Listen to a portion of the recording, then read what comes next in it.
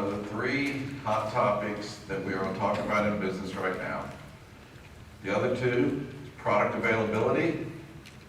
Not a whole lot we can do about that except to find additional vendors to see who bought well enough. I know of a vendor in our trade in the Pacific Northwest that as the pandemic got going, they told all their buyers, you have been told to buy for 6 weeks.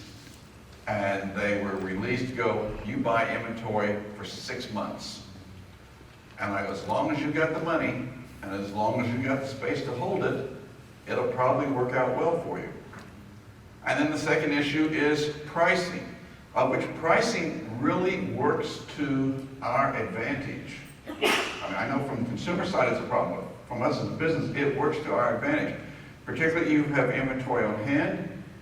I sell at today's price, even though I've got this cost at it. This is not the first time we've come to this. I remember in the 1970s, Walgreens drugstore hired a full-time employee whose job was to solely go around the store and change the labels. And I go, isn't that kind of expensive? And they go, no, we make money because this person goes around and simply changes the prices of what's in the store.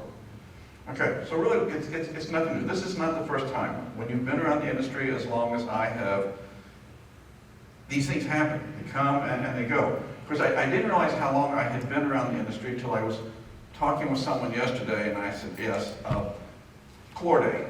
Okay, so anybody here remember Chlordane? 1, 2, 3, okay. And then there's, well, what was Chlordane? And I said, oh my gosh, this was like the most powerful bug killer ever. All you had to do was get it out of the trunk of your car after you bought it at the garden center, and bugs died everywhere. You didn't even have to pour it on the ground. And then I mentioned Diazepam and Durazban, and they were like, well, what's that? And I go, oh gosh, I am getting old at this point. Good stuff from the old days of what we sold. But what we're going to talk about today is the people issue. And I share it from the perspective of a story. Once upon a time, there was a man who was sitting on his front porch, just watching the world go by. And that looks kind of like the area where I live. I live on a mountaintop in Arkansas. And he invites a friend over. And there's another rocking chair just outside the picture, and the friend's sitting there, and they're just rocking away, conversing. Well, the man who lives in the house has a dog. Well, we lovingly refer to as a coon dog. And the dog is just, on and on and on, and the neighbor says, what's wrong with the dog? The man says, he's got a burr in his tail. Well, why doesn't he reach around and bite it out? Because it doesn't bother him enough to do anything about it. And that's the direction we're going today. We can solve the challenge of people. We can fairly easily solve the problem of people. But I think what I'm going to show you is the problem with people does not start with people. It starts with us. I made a comment to a group last week because it seems like the issue of people is all anyone wants to talk about. And I made a comment about firing people. And he says, I need to go home and fire somebody. I said, okay. He goes, no, see, it's me. I need to fire him. Well, this is going to be an embarrassing situation. This is going to be a bit of a challenge. I'm not so sure what's happening with him at this point in time. So, as he said, I come from a family business, fourth generation. My great-grandfather started our family store in 1924, of which only my mom and me, I'm the cute little thing on the end in this fairly recent photo. We're the only two out of the family that are still around. And all I've ever done my entire life is worked in retail and in a family business. I think I can count 30 months in my life, and that was when I was in college, that my paycheck did not have a signature of Shay on it. Whoever was signing the check, mom, dad, somebody. That's the only time. Other than that, I'm a family business person. So what I bring to you is information from our first-hand experience of what we've done and how we did it and how we got to this point. And the story today doesn't vary that far off of the very first time I was ever asked to speak to a group. It was, how come, when we talk about these things, how come you're not going through the same problems we are? And I said, okay, I'm like the dog, except the tail. I reached around and bit it and got rid of it. I got tired of complaining about people. And I also had a dad who got really tired of problem people, and in a very insistent manner said, you get these people together and you solve this problem. And that was the extent of the instruction. So as we go today, here's what I brought to you. A postcard. Okay? I didn't miss you. Did I get everybody else? Did I get postcards to everybody? Everybody? Okay? All right, so all I learn about is retail. I have literally no hobbies in life whatsoever. But I'm fascinated to study businesses and go look at people's businesses. I'll do that all day long with you. But when it came time that I was asked to teach to people, how do you learn? I need to learn how to teach so that you can take something out of this and not just, you could have been sitting over at Starbucks for the last hour and having another cup or two, right? I'm thinking about you. So, what it says in research is that the average adult, not being a good student, if you don't do something with what you've heard within 72 hours of having heard it, the odds are you will do absolutely nothing with the information. It will be in one ear and out the other. So I have created this postcard, which I do wish over the years I had kept track of how much did I pay for all these postcards over the year, and how much have I paid the United States Postal Service for stamps, particularly when we have international shows, because it's like $1.40 to send one of these suckers across the border. So follow along with me. On this side of the postcard is what I just said. 72 hours. If you don't do something with it, you're going to lose it. And it says, when I get back to my business, I want to. Okay, this is where we get to audience participation. You make down the notes. What are you going to do from the information I brought you today? When the session's over, I want the postcards back. I'm going to hold on to all of them, and I'm going to hold on to your postcards for 2 weeks. Somewhere during the next 2 weeks, I will give it my best shot to read your handwriting. Okay, you all know who you are, what I'm talking about here? Okay, well, let me assure you that if I cannot read your handwriting, I will simply write, thanks for coming. Because I don't know what else to say to you. Okay, I'm not going to write, have a nice day. I will write in green ink, because green is the color of money, even though it's our industry color, but green's the color of money, and this is what we're here to talk about, is making money in our business. On the 14th day, I will cut the postcard out, and I will buy a stamp, and I'm going to mail it back to you. As he said, I have nothing to sell to you. Okay, I'm not here to sell you to come to my school or come to my online stuff and all this other stuff. All right, I'm not going to sell you anything. You can't spend a dime on my site. When you visit our website, everyone's got that. Please notice we use cookies. Okay, the only cookies I know are chocolate chip. I don't know anything about cookies on a website because we're not tracking anything, and we do. We have thousands of pages. We have 47 calculators that help you analyze all kinds of things about your business so that you make an intelligent decision instead of just listening to somebody and taking a guess at it. So that will get you that part. Let's talk about the backside, the addressing it. We had an incident not too terribly long ago that says, now I need to say the other side of the postcard a little slower. See, I tell you to address this postcard to yourself, and what I should be saying is address this to yourself at home or at work, because when we talked about this, I mentioned about the possible need to fire somebody. And this person, who shall remain nameless, when I get back to my business, I want to, and it was fire Amanda. You know where this story's going? Several weeks later, the mail comes at this person's business. What's the chances of the stars aligning that the postcard is on the top and the what to do side is up? And Amanda gets the mail from the mail person. And she goes to hand it to the boss and says, "Is this me?" And there's a gulp and a yes. "Am I fired?" Yes. Okay, so I've got about 150 extra postcards here, so if you need multiples, okay? Consider my contribution to solving your problem that you just address all that you want. and we'll get the house cleaned out. Okay? Fair enough. All right. So let's talk about business. Do you want a team that believes in you? Okay? Not works for you. Do you want a team of people that believe in you? All you have to do is watch the sports world. How is it a team in any level, any sport, has a coach, has a manager, things aren't going well, they dump the coach or manager, the new one comes in, and the rest of the season they take off like crazy? What happened? It's the same people. What has happened that all of a sudden they believe him? It's kind of like years ago when watching football.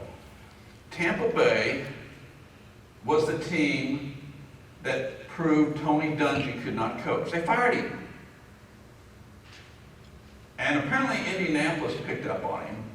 And, he had kind of found this really good quarterback, and they just went like gangbusters and won game after game after game. All the time Tony Dungy was in Indianapolis, they never won less than 12 games. They went out and hired one of the Gruden boys, and it took them 3 consecutive years to win 12 games together. Tony Dungy's the kind of person that people buy into. They believe in what he says and what he does, and they want to work hard for him. Same thing for our business. Do understand, though, and what I'm going to share with you this morning, when you make the rules, you play by the rules. Okay, if my dad were still alive, this would be here for my dad. Good at making the rules, but not good at playing by the rules. There was a wholesaler in our industry. They recently got bought out. I can remember being at one of their shows a bunch of years. There was a father, there was a son. Son had the silver spoon in his mouth. And as they're getting ready for the show, the father is saying to all of his workers, his whole crew, "We're behind. Get this together. Get this built. Get this done. Hurry up." Turns to the son, "Okay, we got dinner reservations. Let's go." They walk out of the building, and the number 3 on the chain of command looks at me and says, in a voice loud enough that everyone heard it, "You see what the problem is with this company?" Okay? Who's buying in? Who gets it? Am I the leader of all these people? Or am I the owner of the business? Some of us are just an owner, and I can bark orders and you'll follow it. Doesn't seem to work. So what I first want to share with you is our part. Okay? Owner-manager stuff. These are 12 questions. Don't know where I found them years ago, but 12 questions that I held on to them, and I look at them from the perspective of when I tell somebody to do something, I got to look at the 12 questions and go, did I set you up for failure? Number 1, do they know why they should do it? Okay, so let's use an example of parents. You have a child, okay? We were talking about this, about children, about following directions. Okay, and it's what, about 3? About 3 when you can't say, because I'm the mom, because I said so, because I'm the dad, because I said so, it quits working. Anyone who's a parent, did it come to another age where all of a sudden it kicks back in and starts working again? Or is it when we get to 3, it's gone forever? Right? Gone forever. Everyone that works for you is someone's child. If it doesn't work with their mom and dad to them, it sure ain't going to work for you because I'm the boss, because I said so. There's not buy-in. Number 2, do they know how to do it? It'd be neat if there were more people like me who walked in your door and wanted a job, and you would say, "Do you know anything about the green industry?" And I'd say, "Well, I go back to chlorinating days and this stuff and all this other good stuff." But that's not what's out there. We don't just find people who have been in the business. I will show you how they're going to find you, but we just don't know how to find those kind of people. Do they know how to do what we want them to do? It doesn't require a degree in horticulture. But sometimes we found some really great people who are stuck working at some weird job like Taco Bell. and you found someone like, wow, the way this person greeted people and the way they handled people.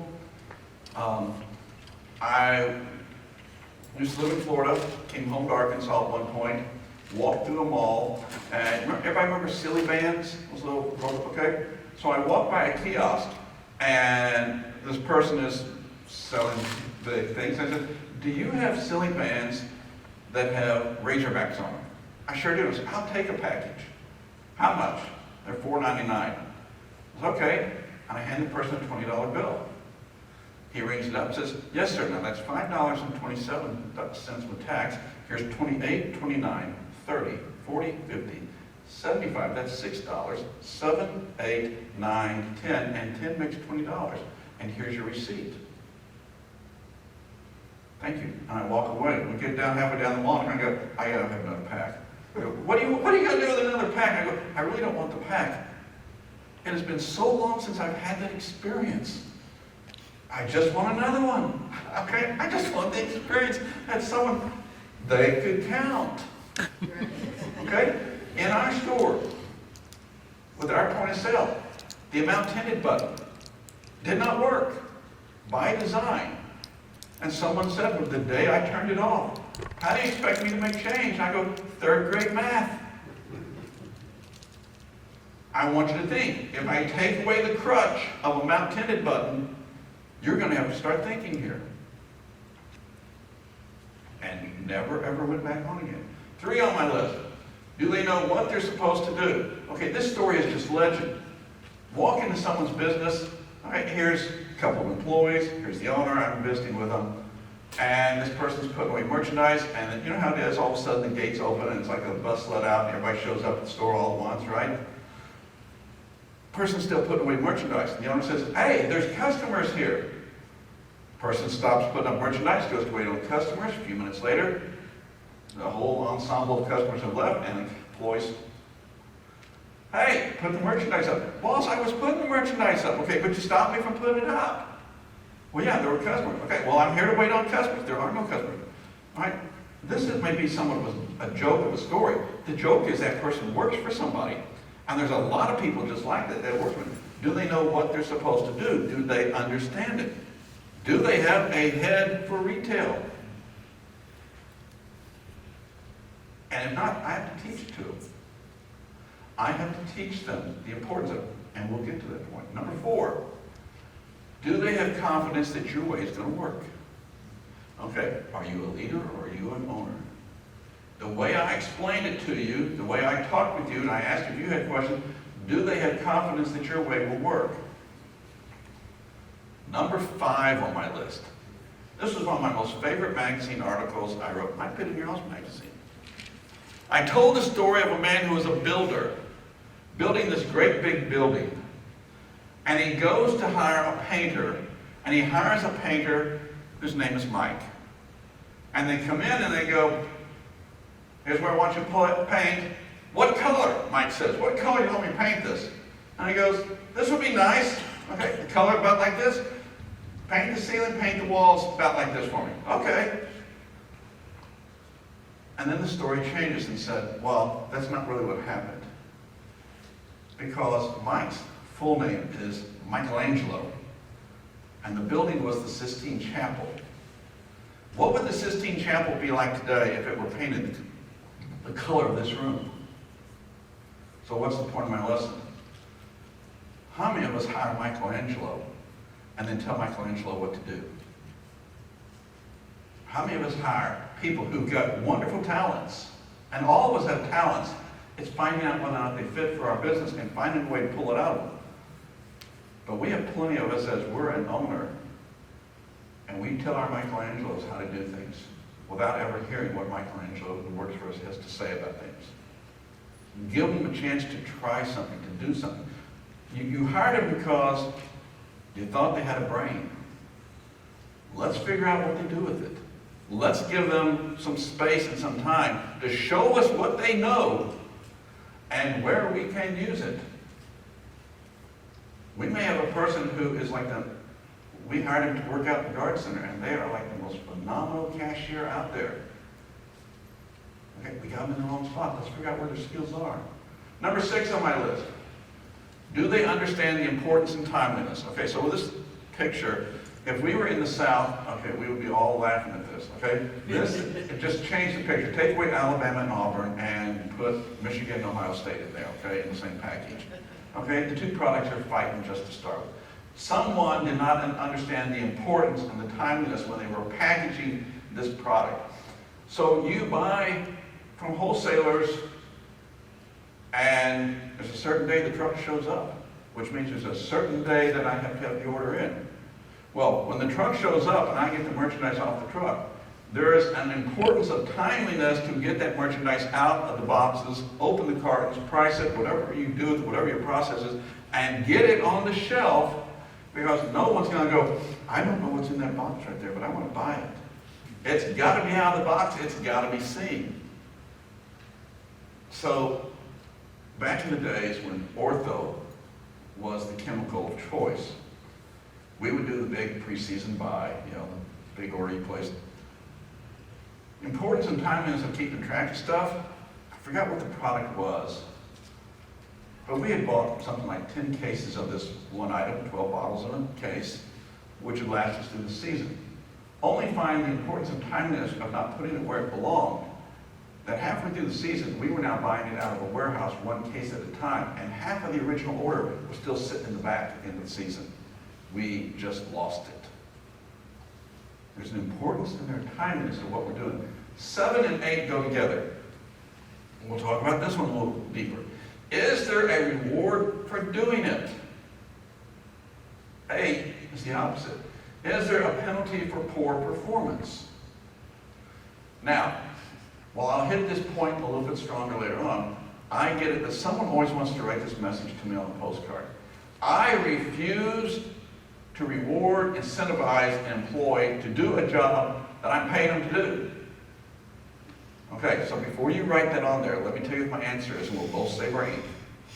I agree with you wholeheartedly. You are correct. But when you get it to work for you, would you call me and let me come write a book about you? Because I've never seen it happen. People need to be incentivized. Working with a co-op, we were in the state of Alabama. We're going to one of the locations, the co-op stores, and they're telling me how things are looking better because they've just hired a new manager for this location. And we walk in, and I will say the place looked a little messy. It was kind of sloppy as to how things were being handled. I figured, okay, we're on the upswing, and I asked my contact person, okay, so who's the new manager? Her over there. Oh, okay, got it. Well, what'd you do with the old manager? Well, the one over in the baseball cap over there, that's him. Oh, like he's in here shopping? Oh no, he still works here. I said, so we demoted him and we got him a big pay cut? Oh no, he's just not the manager anymore. I go, this is awesome. I can come in here, get a job, work my way up, and be like a government job. I can start to slough off and you can't fire me. You won't get rid of me. So as we're leaving, I walk out the front door, go walking down their front porch, and here's a big 55-gallon barrel trash can here and over here. I pull out my phone, walk over here, and I go, what was that for? And I said, well, tonight we're sitting down with a bunch of your group here and discussing stuff. And I want to show them these pictures because as far as this location is, these are the only 2 things I've seen there doing what they're supposed to do because they got trash in them. The rest of it, this is a mess. This is an absolute mess. And it starts with these 2 people. That you don't have a reward when somebody does something. And when somebody doesn't do something. Number 9 on my list. Do they have the skills to do the job? There are people out there who are not people. Okay? Some of us have people working for them that like to be around plant material. Why? Because plants don't talk back to them. Right? And you cringe if a customer has to have interaction with that person. I mean, there's a t-shirt, I should have brought this picture. It was from, what's the store from Denmark, the I something or other? IKEA. It's an IKEA shirt, and it says, I'm new here, please don't ask me any hard questions. It needs to just say, please don't talk to me, okay? Does this person have the skills? Have I taught this person the skills? And we'll talk about that as to how we solve that at our place. Number 10 on the list. Are you asking them to do it because you can't do it? Okay, this is another dad story. Dad would look at stuff and say, okay, here's what I want you to do. Well, Dad, what does it look like? Well, Dad, what about this? Well, he says, I'll know it when I see it. I said, great, when you see it, call me. I'll come look with you, then I'll know what to do. But you've got this thought in your head, and you're not really sure, but you'll know what you like when you see it. And I'm going, this is just a mission for disaster. I can spend all day working on this, and it will be wrong at the end of the day, and my whole day is wasted. Number 11 on my list. Is there enough time and the necessary tools? There are people who have this God-given talent that you can take shelving, rip it all off the counter, 16 foot long, and say, make it gorgeous. I swear you could blindfold them, and when they come back, it's gorgeous. It's the most beautiful display out there. And then I see people, particularly in chain stores, that are given a planogram, and it's like, is it this way? Is it this way? Does it go this way? Couldn't do it with following the directions. Okay. Do we set people up with the right tools to make things happen? And the 12th one? So using the planogram example again, you tell someone to do something, you walk off and leave them, and then come back 4 hours later and say, let's look at it. And they go, how'd I do? And I go, that item right there, that really belongs up on the top shelf. That's the first thing I did. So I started this at 8 o'clock in the morning. It's 12 noon at this point, and you're telling me I screwed up starting at 8 o'clock. I have absolutely wasted 4 hours here. You paid me for them, but I've wasted 4 hours here. No one comes to work with the intent of, you know, she looks like someone I can just really mess with her head. My goal is to ruin your day, every day. That's it. I just want to be that burr in her tail that just always grinds her. No one comes to a job with the intent they want to do bad. When a person leaves a job and comes to another job, they're wanting to find a home. They want to feel like they're a part of something, and they want to feel like they're constructive and they've done something. But it does come back to us that we set them up for failure. So how would you rather have people like this? I don't know what town Bob is from in your dear state here, but thank God for Wisconsin and my friend Bob. Bob walked in our store one day. Hi, my name is Bob. I'm from Wisconsin.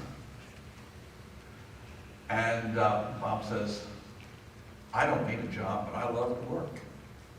I have retired down here. I spoke to Bob a couple of days ago. Bob is 85 right now. He sent me a picture. Here I am. I'm out windsurfing in the Gulf. 85 years old. The guy just does not understand age. And he says, I like your place. I watch the way your people wait on customers.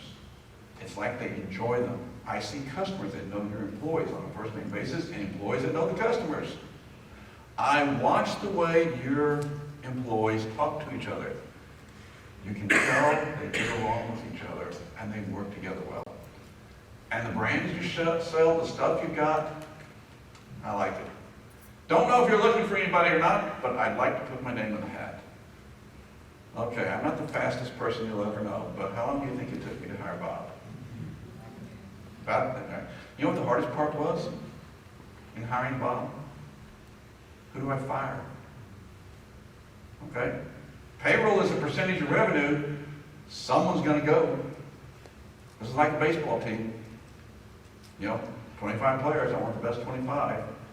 I can't have 26, 27, 28. And just, you know, I'm not a collection. I'm not like the Humane Society. How many can I get here? That someone's got to go. Gene, on the other hand, walked in the door, and he said, I want to apply for a job. Cool. He says, and this was in a time, something in the 80s, something happened in the 80s that we had a really hard time finding employees. I can't remember what economics were going on at that point in time.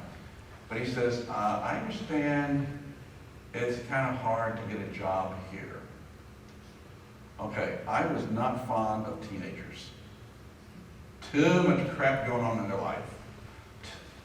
Too many incidents. And I think statute of limitations has run out, so I can say it. I was looking for retirees. I love finding people who were displaced in jobs. They still wanted to work and show that they knew how to do something. I also worked, by the way, AARP had their own in-house employment agency, and they'd say, we'll find people for you. Well, I'm not going to put ads in the paper. So Gene walks in, we're talking about this, and he says, oh, now let me tell you this, though. He says, see, I work for the city, and I'm retiring in 2 years. But having heard that it's hard to get a job here, I thought I would just show up now and apply now and tell you I'm available in 2 years. Okay, same thing. How long do you think it took me to decide to hire Gene? This guy's thinking, okay? He's thinking, he gets it. These people sell themselves. These people sell where they work. And then they sell something. They don't have to sit there and tell them they've got a degree in horticulture. They don't have to tell them how long they've been in the business. They don't have to tell them all this stuff. And they say, Bob, which one do you think I should buy? Gene, if that's what you like best, that's what I'll buy. You tell me what I should get. Okay, that's the people I want. That's the way I want it to go. And at the end of the day, they go home and they feel good about themselves. They know they contributed. So here we come to the tough question. Am I going to get every hand up if I were to ask this question? Well, maybe someone would actually confess and go, no, really, service is crap in my place, okay? I'm like a half step above Sears. All right? So then how many of us have a staff education program? An ongoing, continual staff education program. And here is my contention. If you have one, you can have the other. But if you don't have one, you don't have the other. It don't happen. It does not happen. It just isn't going to be that way. And understand, I'm not doing a play on words, but I don't believe in training. I see companies that train people. We call them chain stores. Right? And all kinds. We are trainers. No, we're not. We are an educator, and there is a difference. It comes back to I want you to think.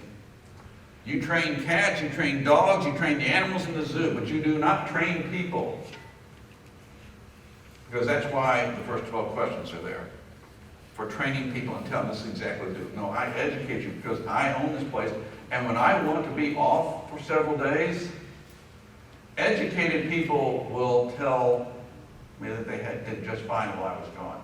Training people will be calling me, calling you at home, and say, boss, what am I supposed to do here? How do I solve this? I don't know what to do. I don't want that. I want to be able to walk away from the store and tell you what, you can call me if it burns down. All right? You'll get my attention. Other than that, solve it. You know, and I see owners who say, well, no, they bring to me. I watch owners make $5 decisions. There's a store in my area that every refund, every exchange has to have a manager come and sign off. Customer walks in with an item. It's a $5 item, and here's my receipt. I bought it this morning. It's not what I needed. Manager to the front to approve a return. Do you want to be doing $5 jobs? Come on. No wonder we find ourselves going home at night and doing all kinds of big-time work because we're making $5 decisions all day long. That doesn't make sense. You educate people as to what you want them to do. I'm not a manager. I don't want to be managed. You don't want to be managed. I want to work with you. I want to be the leader. I want my people to be the leader. To the extent that in our business, we had a chart, and there could be 4 or 5 of us who had reached the level of being the leaders. We called it supervisor and me. But it was all marked out as to on this day, from this hour to this hour, we did 4-hour shifts. So it's a Thursday. This person is in charge of the business from 8 to 12. This person's in charge of the business from 12 to 4. This one's in charge of the business from 4 to 8 that night. We were an 8 to 8 business. Okay, and that's who's in charge. And you work there, you're expected to know who's in charge. So at that point, we had a situation occur one day. I'm standing in the store. Okay, I'm just standing here surveying my land. Brian walks up. Tom, whoa, wait a minute here. Brian, who's in charge of the store right now?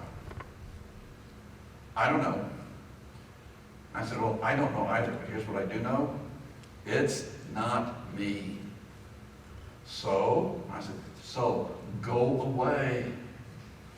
Leave me alone. Find who's in charge of the store and take it to them. Well, you were just standing here. And I go, yes, I was. I may be just standing here taking a breath. I may be thinking about a sales rep we spoke to, and I'm thinking about adding another product line. I may be thinking about firing somebody in the next 5 minutes. Take it to the person who's in charge. Leave me alone. I want leaders. I don't want to be doing all this stuff for them. So this is what does not work. You have a meeting. You put up a notation that says, mandatory staff meeting this afternoon at 7 o'clock as soon as we close. Okay, so here's the deal. Well, what's going on here? Who did what? What's he wound up about? The meeting was over when I finally ran down. Number 2, sometimes the meeting was over when the guilty party confessed to what they had done that I was so wrapped up about. Sometimes the guilty quit. The point is, this format doesn't work. It's ranting and raving and screaming. It's like the flight up here yesterday. There's 150 people on the airplane. We stopped and we're waiting for the gate. You know how it is when you come up to the airport sometimes, and, well, we're standing out here waiting because there's no one at the gate that lets us in. Well, how about if someone in the building goes, hey, there's an airplane out here. We should park it and get the people off. You know, were we just like a surprise? You didn't know we were coming? And this person gets up and starts walking around the plane. Sir, we need everyone in their seats. And they're talking to all 150, dressing us down. To the flight attendant, why don't you get up and walk to that person and talk to that person? And say, you, sit down. Put your seatbelt on. Don't dress down all 150 of us. Deal with the issue. Okay? I was doing the same thing they were. It was me driving, and I was letting everybody hear it. It does not work. It just does not work that way. So here's what did work. 1 hour long, 60 minutes. Okay, now please note this. This is tested. Years of testing. What I don't get is when someone looks and says, okay, restart our 30-minute every month meetings. And I go, did I say 30-minute meetings? I tried 30, they don't work. I tried 45, they don't work. I tried 2 hours, they don't work. It's 60 minutes. Why 60 minutes? Because the mind can absorb only what the butt can endure, and it's 60 minutes. Number 2, every 14 days. Well, why not once every 3 weeks? Because you can't, well, see, did we meet last week or was it 2 weeks ago? Okay, it's off, off, on, off, off, on. I go, no, it's just real simple. On, off, it's like a light switch. On, off, that's it. All right, I don't worry about people missing it because we tried it when it was off, on. No one can keep track of it. Before or after work, we liked after work. Attendance was required. There was a written 8.5 by 11 sheet of paper and it told you this is what class is about tonight. We'll go over that. There is a written assessment at the end. You are given a 10-question test at the end, of which 9 of the questions are talked about in class, and the 10th is not, because as we have multiple people teaching the class, you are going to go find the person who taught it and said, 6. Is number 6 the fake question? I mean, it's relevant. We just intentionally did not talk about it in class. It makes them go back to the teacher and say, I think it's number 6, and this is what I think the answer is, but here's the cool part, what happens. Okay, Lucian, so here's the deal. When you taught class last night, now that we got 6 out of the way, What I didn't understand you say last night was, if I'm going to take and use this chemical, okay, that's an employee walking up to another employee and saying, give me 5 minutes and teach me something else. Make me better. I mean, to watch that, I just got goosebumps, like, oh my gosh, this is incredible. This is an employee saying, I want to learn more. I want to be good at this. Immediately, policies and procedures. A policy was, what do you wear and how do you handle absences? Okay, now this is not legal, I understand this. But here's how we wrote our absences. Everyone had everyone else's phone number. And it was, if you can't be here, okay, I mean, don't call me at 8:30 in the morning and say, boss, I'm sick, I can't be here. Look, I'm one of the 4 working. All right, I count. 1, 2, 3. 1, 2, 3. I know when we open the door at 8 o'clock, someone's missing. And you're calling me at 8:30 to tell me you're not here. So now you're asking me not only to work for your spot, 3 of you to cover your spot, you're telling me, hey, here's another assignment, boss. Go find someone to fill my slot for me. Okay, here's the way we solve it. Find your own replacement. There's enough part-timers that work for us. Find your own replacement. Is that legal? Probably not. I mean, well, what do you think I'm going to do? Call the government and ask them? But we said, this is a challenge that being in a small business has. If you go get a job at Lowe's, okay, you could probably go to Lowe's, people over Menards, get a job, go out someplace, climb in a bucket and go to sleep. You know, you could climb in a 55-gallon barrel, sleep all day, and no one would ever know you weren't there. And you get a paycheck. It's not that way in our business. We are dependent upon each other. We have to work together. Hence, this is how we do it. Procedures. Other than me, anybody ever had this situation? Bill comes in the mail for merchandise. So here's this invoice. You can't find the packing slip, but you go out in your garden center and you see merchandise, you go, yeah, that's pretty much so it. But I got no paperwork that says we ever received it, but that sure looks like it. Anyone other than me gone down this problem before? All right, so what's the procedure when something shows up? We created a 3-ring binder. And then you write, here's the date, here's my initials, here's what service brought it to, here's how many packages they brought. With heavier freight, it tells you how many pounds it is. So I know, am I looking for a 1-pound box or am I looking for 1,000 pounds of stuff? That was the procedure. Did it solve every one of them? No, but it sure solved a lot of them. Knowledge and business sharing. Products. We spent the bulk of our classes talking about products. How to sell. We'll sell this.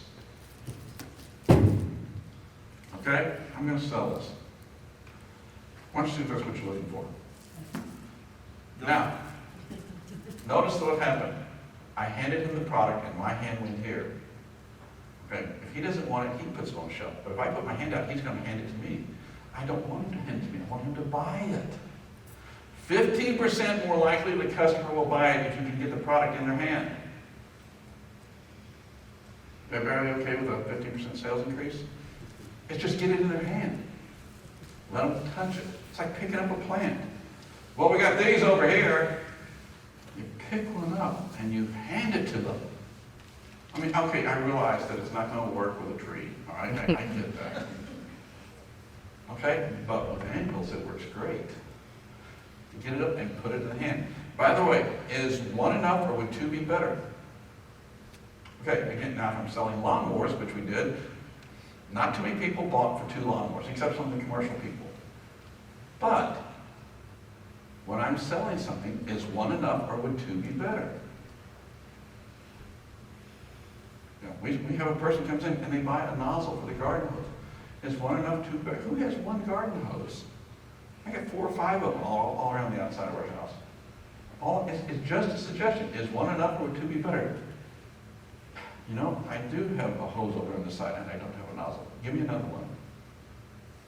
That's better than when you walk into the place and go, find everything you want? Cantrip. Is that all? It's engaging. It's making sales. Everyone got to see a version of our income statement. Why did this happen? Because we had a kid who was in a DEFA program.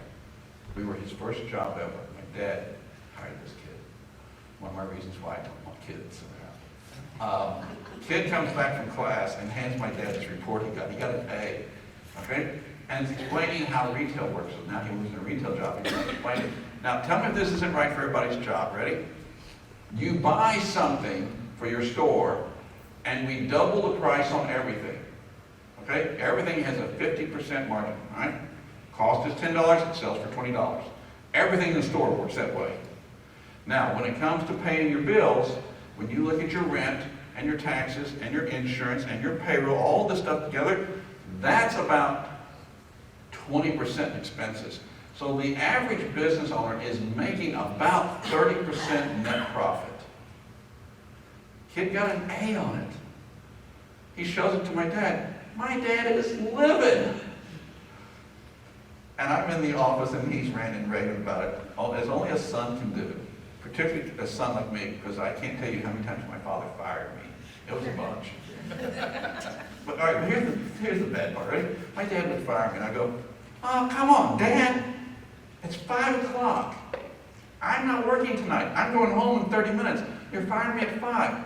Fire me at 8 o'clock in the morning so I can have a day off. Don't fire me with 30 minutes. And he would never fire me on his my night to run the business. Why? Because then your stuff was running when you sent me home. No, he knew how to pick a battle. So here's this kid's report. And I go, oh, Dad, I see what bothers you. Let me ask you this one now. Who hired him? Who taught him everything he knows about retail?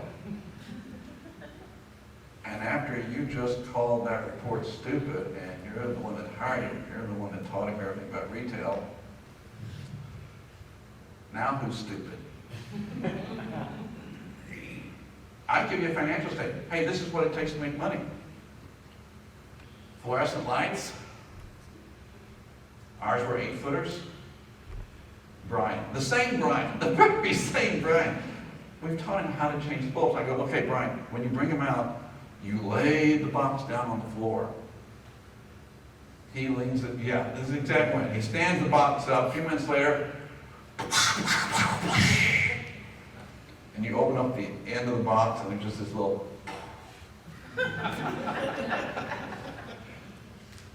Brian, do you know how much that box of lights cost us? No. Do you know how much we have to sell to pay for that box of lights that you just destroyed? No. And that's why we changed. This is what things cost us. We had a wholesaler that back in the days of print catalogs, and we'll keep a catalog updated. It's $500 a year of catalog service.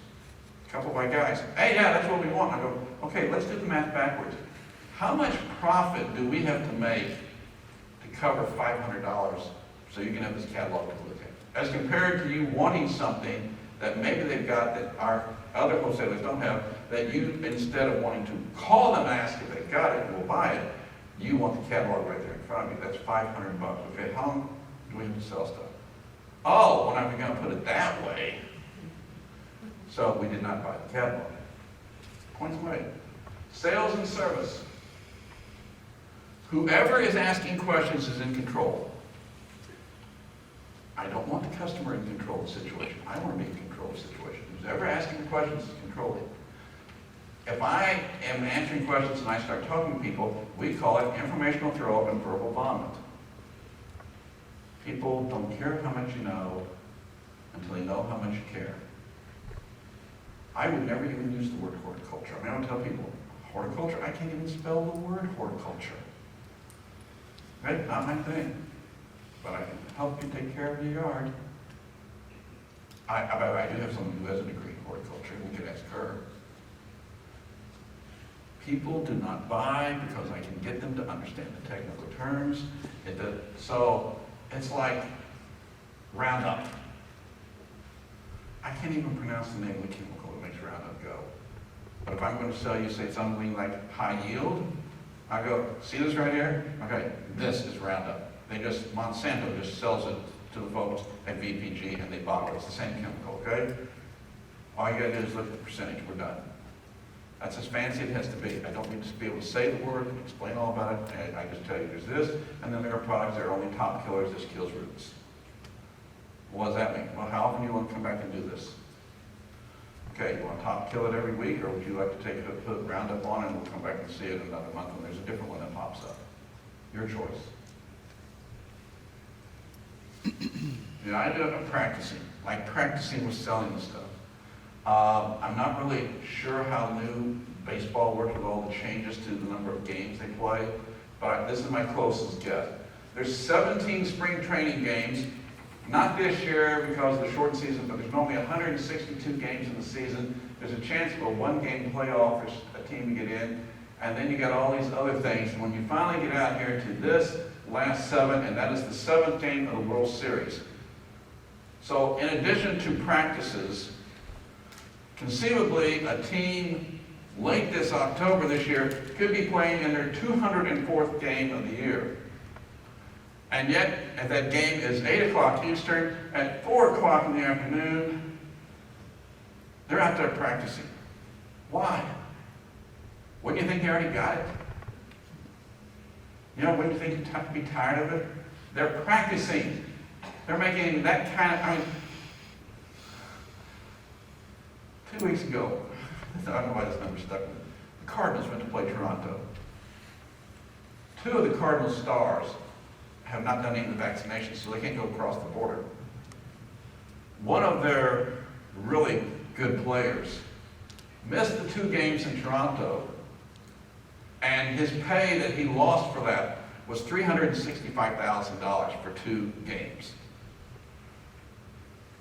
$365,000 for not playing in 2 games.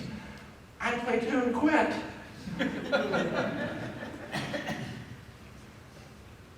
If they're practicing that much, then why aren't we practicing? Ours is an hour every other week. And we had games. We had a bunch of games. In fact, there's an article on my website that talks about, here's the games. I've got a seminar I teach called Games People Play. And then you can go up and get the PowerPoint and all that to it. It's, here's games that we play. Instead of me telling you, sell this, we got into games, teaching people how to play games. And there was a prize at the end. Oh, now it gets competitive. That's the idea of practice.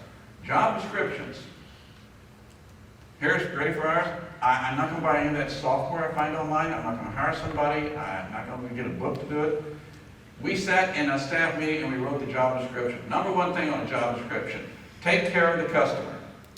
Okay, that's it. Well, how do I do that? If I got to tell you, you don't belong here. Take care of the customer. I hire you because you have a brain. Use it. How do you work with each other? How do you communicate? Well, I put the customer on hold. I thought someone was going to pick it up. And the customer called me back, and they're really irate because they got left on hold.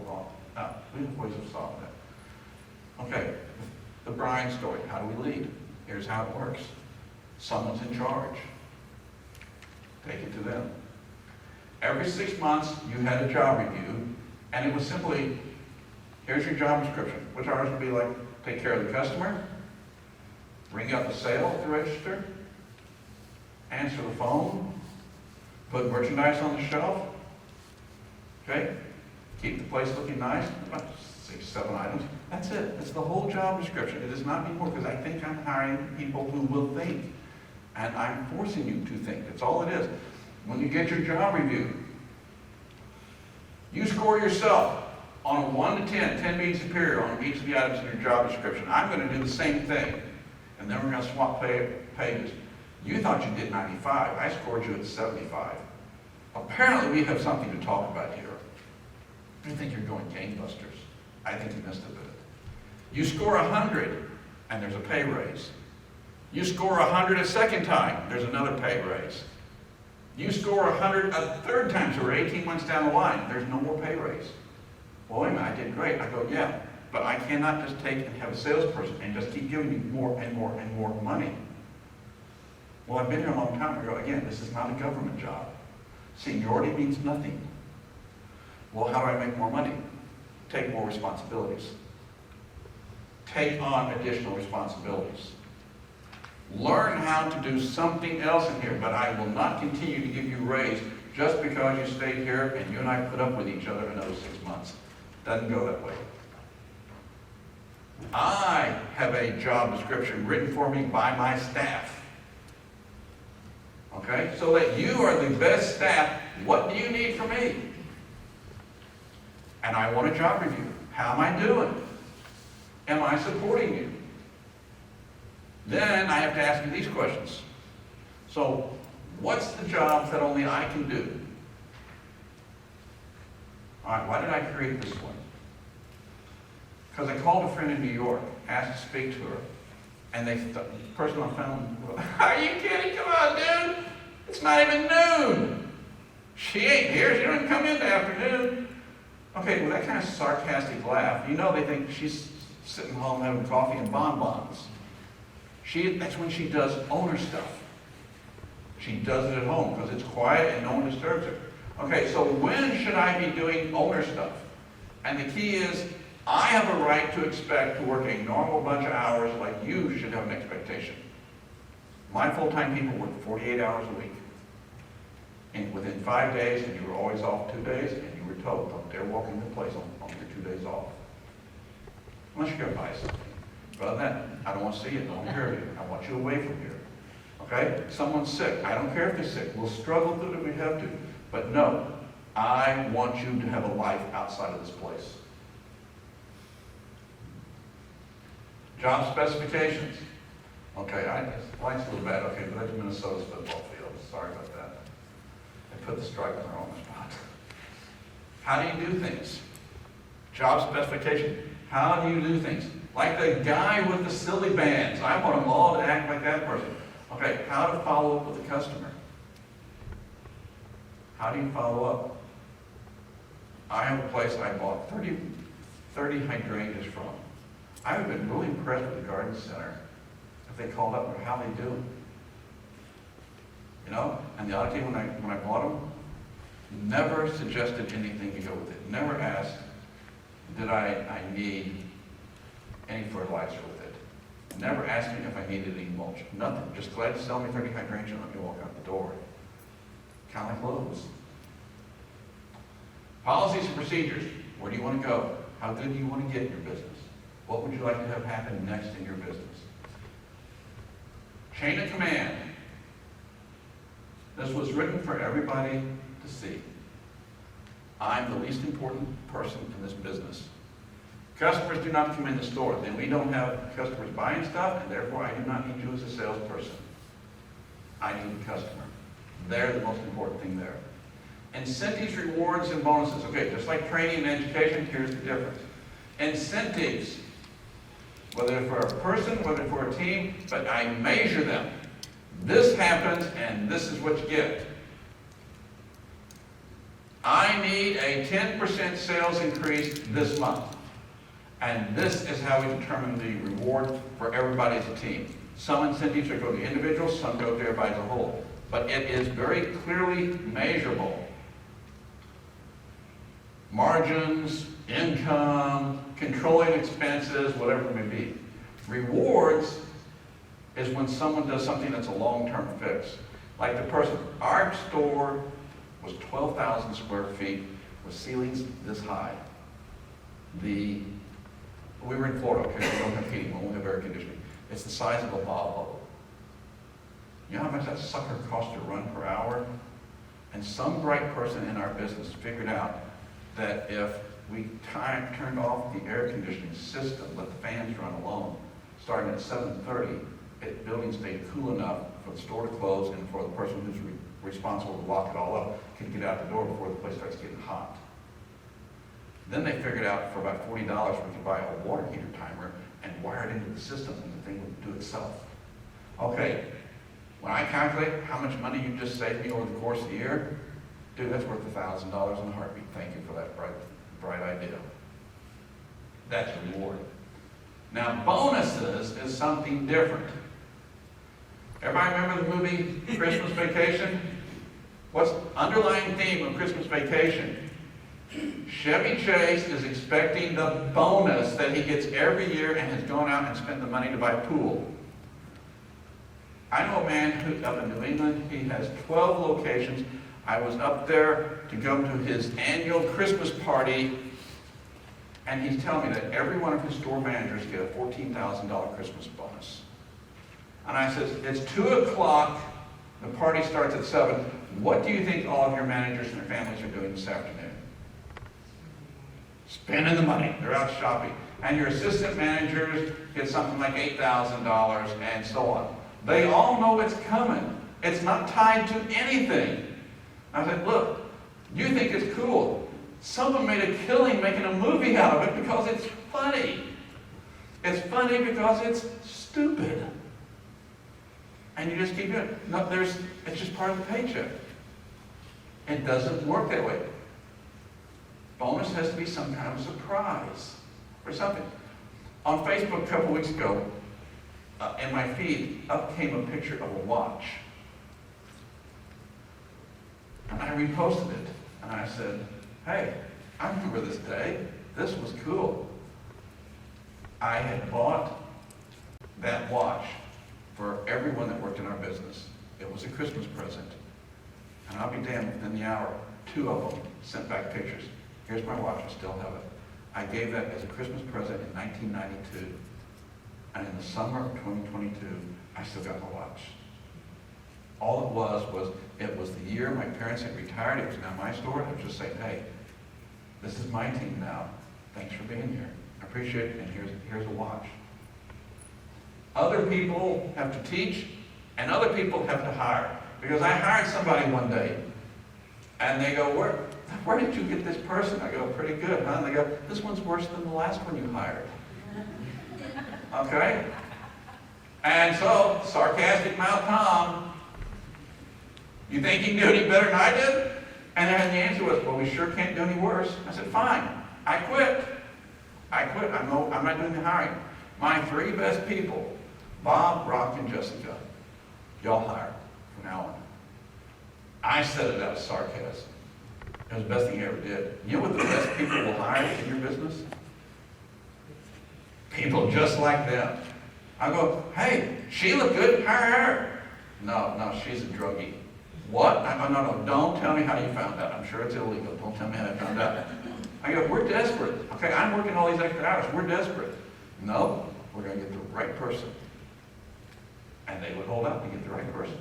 That's how they did it. Invite you to go to my website. There's a job application up there. It's like 4 pages long. It does not ask questions like the one everyone's got that says, tell me about your military experience. I'm sorry, we're not going Rambo in our place. But it was things like, tell me what you like best where you worked last. Tell me what you like least. Tell me what talents you bring to us that we should utilize them. Here's a good one. The last place you worked, tell us the biggest mistake you made and how much did it cost your loss. Okay? My wife works with someone who made a mistake and it cost the company $30,000. And when I was first told that story, the mistake had happened 8 years earlier. How valuable do you think a person is that they don't fire them over a $30,000 mistake? They make money off of that person? A lot of money off that person, so they didn't get fired. If you go to hire someone and say, tell me about the biggest mistake, and they go, oh, I haven't made mistakes. I go, crap, they don't trust you with the key to the bathroom. Okay, that's why you can't make a mistake. Just not.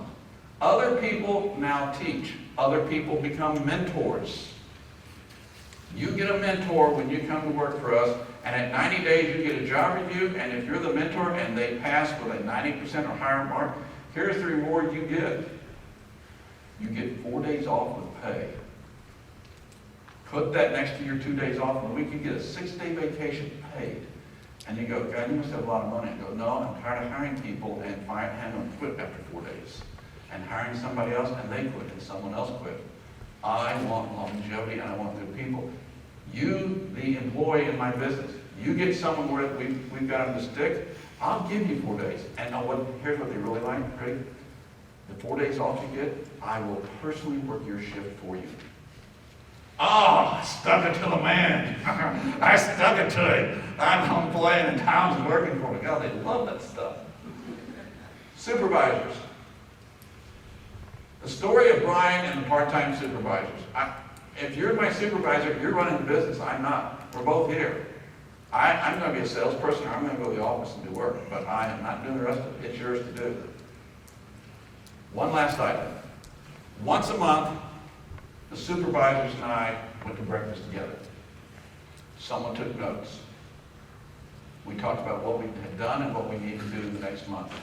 It was held right about the end of July, talking about what we're going to do in August. Part-timers were in the whole school while we were gone. They just did good with it. Do you want good people working for you? Or do you want good people coming looking to work with you? I want the last one. I want good people out there to come looking for me.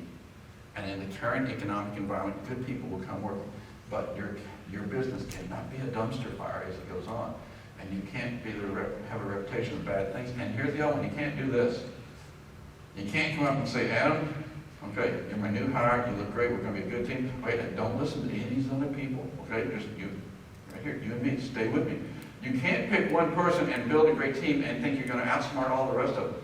The rest of your people will make him become crap before you can build the team. It just doesn't work that way. It's a culture. My message today is a culture. How do I build a culture? And culture eats strategy for breakfast every day. I still talk to my employees, and I haven't worked with them for 25 years. I talked to some of my dad's employees, but all of them have died.